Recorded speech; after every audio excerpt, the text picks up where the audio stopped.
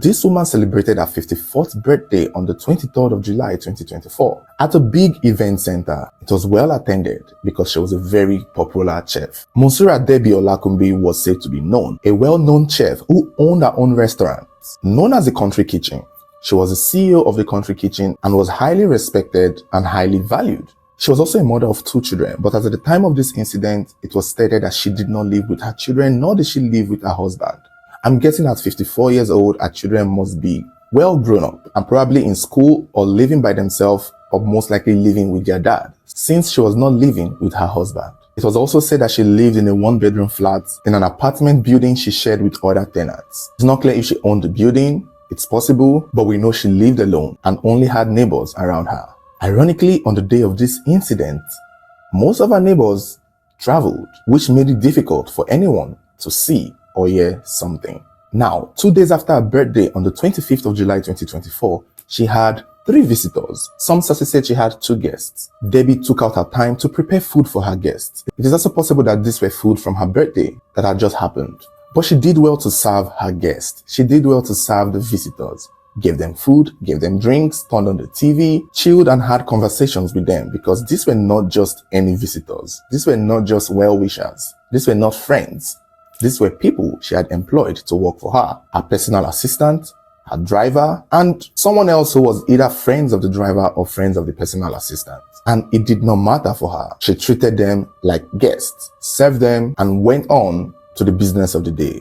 Obviously, she would not be discussing personal, private matters with them. It also turned out that these were the people who picked up the money that was sprayed to her on her birthday that had just happened, which it was said that the birthday was well attended and people gave her a lot of money as gifts. She had a lot of money sprayed on her. She had a lot of monetary gifts. Sources even said that she was sprayed in foreign currencies. It's not clear the total amount of money she may have made from that birthday, but it was enough and a lot for what was about to happen next. Somewhere along the line while dealing with these people, it's not clear what just happened.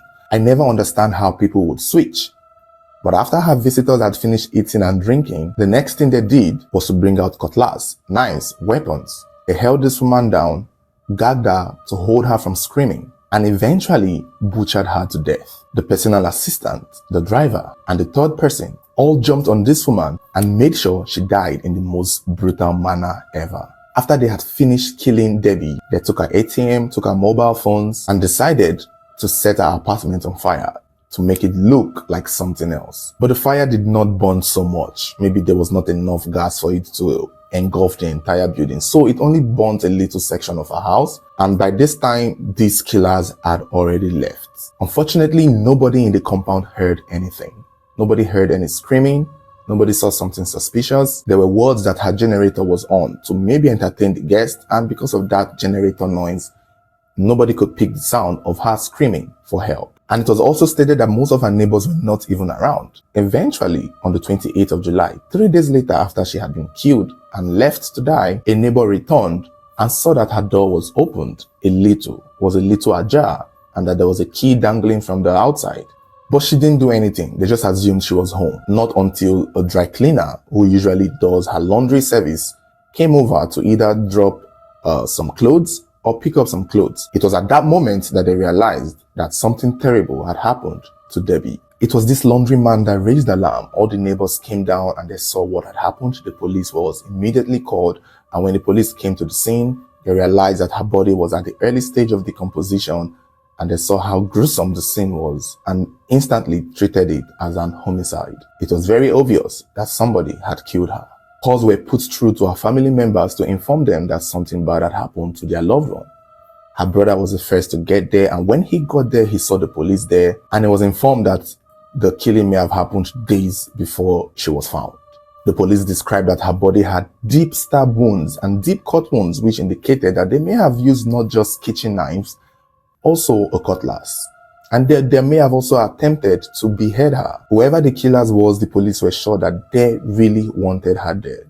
However, given the nature of how she was killed, it was also possible that these people held a little bit of resentment against her. I mean, one stab is deadly enough, but to go multiple stabbing and inflicting deep cuts, literally trying to butcher this woman, shows that this was much more than them trying to steal from her. They probably were either jealous of her or hated her. Even in the crime scene, the plate of rice was still out there. The food that she had served for them was still there, which meant that these people did not even finish eating the food. They went straight for what they had come for, which equally also meant that they had already planned this ahead of time. At the initial time, the police did not have any suspects. It was said that they were thinking it was one of her boyfriends, a chief that she was said to be rumored to date, who also said had borrowed money from her. So they were looking at that direction because that's what many people would know. They thought, okay, this chief who had borrowed money from her was avoiding to pay and was trying to get rid of her, which makes sense. However, when the police decided to track her 2 mobile phones, they discovered it in 2 different locations. And stupidly for the personal assistant, she was still holding on to Debbie's phone. And that was how she was instantly traced and arrested. And when the personal assistant was arrested and found with the mobile phone of the late woman, that was how they knew that she knew something regarding her death. And the personal assistant did not waste time in routing out all the other people who took part, the driver and the other friend. It was said the other friend who assisted them was picked up too, and these, as at the time of making this video, are the only 2 people who were in police custody, and they instantly started spilling and confessing. Put in mind that this case is still ongoing because they are looking for the driver. So the police are not exactly revealing details, and pictures of the PA and the friend have not yet been released. So we might be using AI images to represent this. However, when the PA and the other person were questioned by the police, they claimed that the reason why they did what they did to the woman was because the money that she got on her birthday for gifts, the monetary gift that she got, the money that she was sprayed on her birthday was so much, was a lot. And they did not want to give it to her because they were the ones who picked it up and put it in a bag.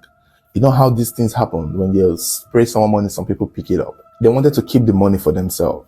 So on that day, she called for the meeting with the PA, the driver, and the other friend. It was for her to receive the money and take it for herself. But it was not something that they were willing to do. So the driver and the personal assistant, along with another person, both connived, planned that when they get to Debbie's house, rather than give her the money, they were going to kill her. It was even said that it was the driver who brought the weapon, the cutlass and the knives that they used to kill her. And I'm guessing the guy is going to probably be on the run. I don't think he's still in Ondo State. He's most likely have gone to another state. But I don't know why his pictures has not been uploaded. Maybe they are trying to go on the low. The police are trying to investigate it lowly. She's a very wealthy woman who comes from a rich home. So I'm sure the police would take it seriously and do it nicely. Maybe if they publicize it, it will make the man want to run away. But I'm sure the driver have seen the news. So his pictures should be uploaded so that more people can look out for him. Because let me tell you, there's a chance that he might run far, far away and nobody will get him. But this is my thing with this story. I was like, it's an overkill. If you guys picked money for this woman at her birthday party and you thought it was too much to give to her, it was 2 days later she called you people to request for that money. And I'm sure the money was in cash. So it couldn't have been something that they had to go and pay in an account. It was most likely something that they had to hold. So why couldn't you people just run away with the money? Why couldn't people, if people wanted to steal the money, steal it? There was no reason to have to kill her the way they did. Maybe they thought killing her will stop her from saying who stole the money. That way they can eat the money in peace and act like, oh my God, she's murdered, we didn't know. But then again, they went on to steal her mobile phone and her ATM card, which is suspicious because for anyone to steal your ATM card, they got to know your PIN. And the most likely person that would know her PIN would be either her son or her personal assistant if she had any, and she does have one. Now, something I was also trying to understand was her personal assistant a man or a woman? I was thinking the personal assistant was female all the time. I'm sure I even used she, but it turned out that the personal assistant might be a man also, which is really weird. So she had 3 men jump on her like that. So these are 3 men most likely. I was thinking the personal assistant is a woman, but it was most possibly a man, a grown-up man. The evil that men do though, it's really shocking sometimes. The greediness of it all. They probably thought she didn't need the money anymore. They probably thought they needed it more than she did and felt so entitled to her money. That is why you don't work with people who feel like you owe them. Maybe they were not impressed with their salaries, but who cares? They agreed for the job. This is just a case of greed and just a case of evil because it was really a gruesome way to die for a woman who did not do anything to them and only wanted her money.